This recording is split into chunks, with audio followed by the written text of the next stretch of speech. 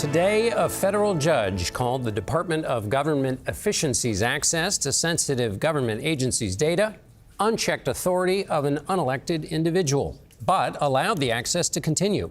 At Mar-a-Lago, the president defended the individual, that's Elon Musk, but went on the offensive against Ukraine's president, blaming Zelenskyy for Russia's invasion, saying he, quote, should never have started it. CBS's chief White House correspondent Nancy Cordes was there. Nancy, we'll get to DOGE in a moment. Help us understand what the president was saying in the context of what sounded very much like he was blaming Zelenskyy for being invaded.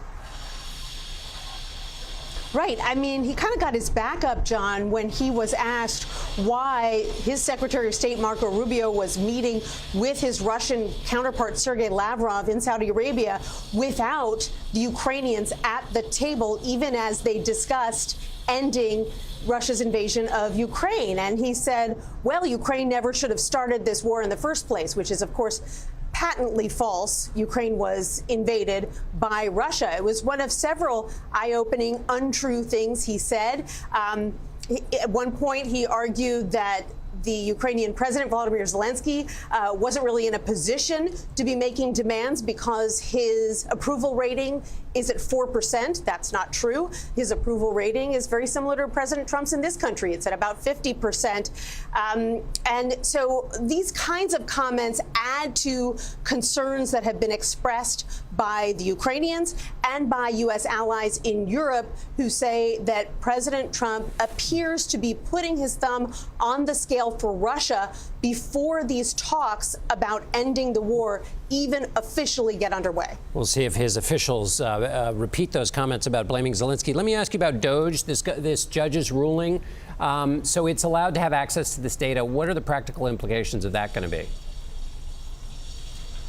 The implications are that this one particular federal judge, Tanya Chutkan, is not going to get in the way of Elon Musk and DOGE doing what they want to do, which is to gain access to various government computer systems and to identify more federal positions that can be eliminated. But there are plenty of other federal lawsuits out there, particularly having to do with these mass firings and with a refusal to pay some contractors. So those lawsuits will go on. Interestingly, John, Tanya Chutkan seemed to agree with the state AGs who brought this case, that it appears that Elon Musk and DOGE have unprecedented, unchecked power within the federal government. She agreed that that's a concern, but she said that basically the state AGs hadn't provided enough evidence that there was irreparable harm that was about to take place that required her stepping in. So it almost seems as if she was telling them to just go back to the drawing board